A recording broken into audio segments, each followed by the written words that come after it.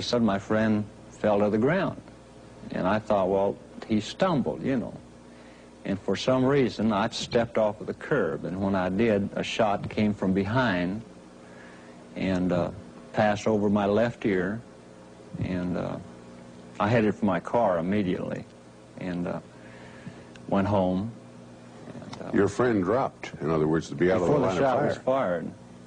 Apparently he knew what was going to happen. That's my conclusion now. I was digging up some information, actually, for Jim Garrison and Penn Jones, Jr. of Midlothian. I was digging up some information that they wanted, you know, in Dallas. Mm-hmm. And I parked my car on the side of the street, and I wanted to get this information. And when I came back and cranked up my car, it blew up. The engine caught fire, the hood came up, the firewall blew out. I had all the fuses blew, and I was burnt in the chest area, and I had pieces of glass and metal in the chest, small pieces. I don't know what they put in it, but... it's not possible the car itself could have malfunctioned, did it? Not that much of an explosion, no. Somebody put a bomb in your car? Somebody put something in it. This last time we had a case to work in West Texas in the Davis Mountains. And my boss sent me out there. And he called the client, who was on a 3-party line, and told him what flight I was coming into Midland on, where I was going to rent my car, where I would meet him, and at what time. So I flew into Midland, and I rented the car, and I arrived. I was about 2 miles from where I was supposed to meet the client, 1 mile or 2 miles from where I was supposed to meet him. I was supposed to meet him at 3 o'clock, and it was 2:55 then. And I rounded a curve, and there were 2 men standing outside of a car that was parked crossways in the road. And there wasn't anything to do but try to go around them, and I tried, and I missed, and I went over the edge of the mountain, and I rolled end over end for 90 feet or so. I broke my back in 2 places. I broke my left shoulder. I tore the ulnar nerve and the ligaments out of my left elbow, crushed my left foot, my right leg. I spent a year in a hospital, 4 major surgeries, 2 on my back, and I'm now totally disabled in the back, partially disabled in the right leg, and unemployed again. Do you think anyone else is going to come forward and tell it like it was, or as they saw it? I don't know. I can't speak for anyone else. Do you think it'll help your situation if someone else does? Or do you think they too would be harassed and put down? If they knew something really important, one of us would have to go. You can't have corroborating witnesses. It's there are people who know something very important. I'm sure they are. Now, Buddy Walters was one of them that knew something very important, but he was shot to death here a couple of years ago. Now, I have 2 friends that were on the bond desk. One of them was still talking to me, and he died of cancer.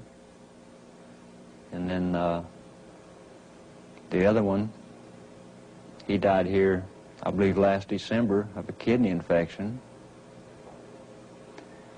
And then there was another one that was still talking to me.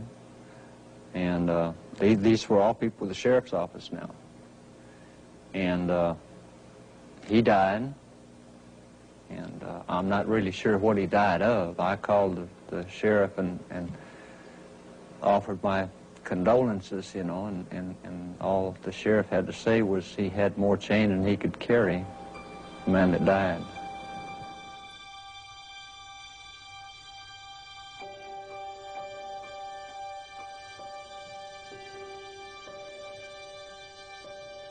Roger Craig died in Dallas, May 15, 1975, of a rifle wound in the chest. He owned 2 pistols, The coroner's verdict? Suicide.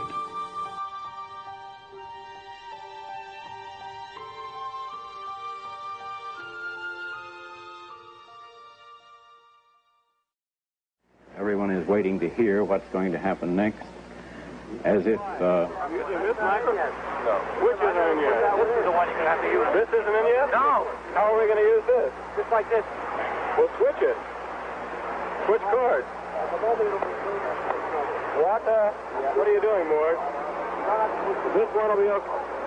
Disgusting. Okay, no color, he's on. No color, he's on.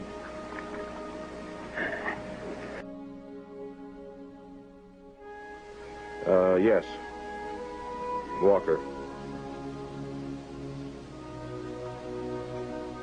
I'm on the network feed now. Kennedy came up with talking to John Kennedy and saying, you know, if you go too far.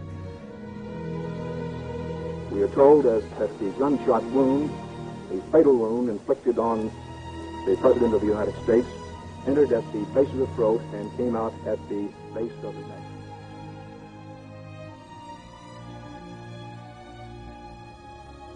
It does somehow seem strange that the governor, who so strongly, we might even say bitterly, opposed some of the policies of President Kennedy, has elected to come to Washington.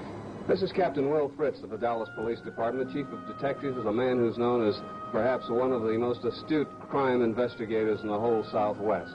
Captain, where do you think your investigation stands now? Does it look good? Yes, it looked real good. I think we're in good shape. At 3:39 this afternoon, Eastern Time, in that presidential jet parked at Dallas Airport, Lyndon Baines Johnson became the 36th President of the United States. The oath administered by Federal Judge Hughes.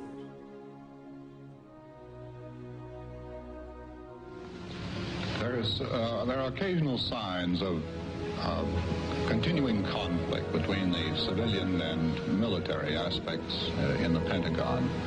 Is this something that we should be concerned about?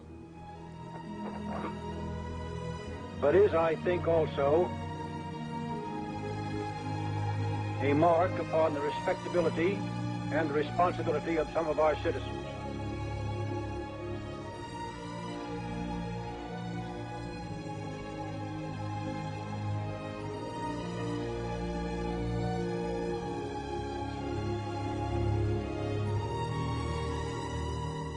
Sum up what progress was made today toward a confession, if any? I don't think we've made any progress toward a confession. At the turn of this century, one out of every 3 American presidents were either killed or shot. Why he did it or anything else. We're just asking proving that he did it, which I think we have. He said, Mrs. Lincoln, I can't live a life where I'm afraid to go out in the public. President Kennedy, we are told, was shot in the right temple. Is a people of great common sense, and they are not going to be stampeded or bewildered. Frankly, I think that the memorial to the President of the United States should belong to all of the people. Really the first thing that he remembered of the shooting itself was when he was in the homicide office. This is the CIA file on Jack Ruby. At the same time, this government pretends... Fired from behind and struck him in the back of the head, and then incongruously, some way, another bullet struck him in the front of the neck. From that shot, which entered his throat and probably came out the other side, the back of his head.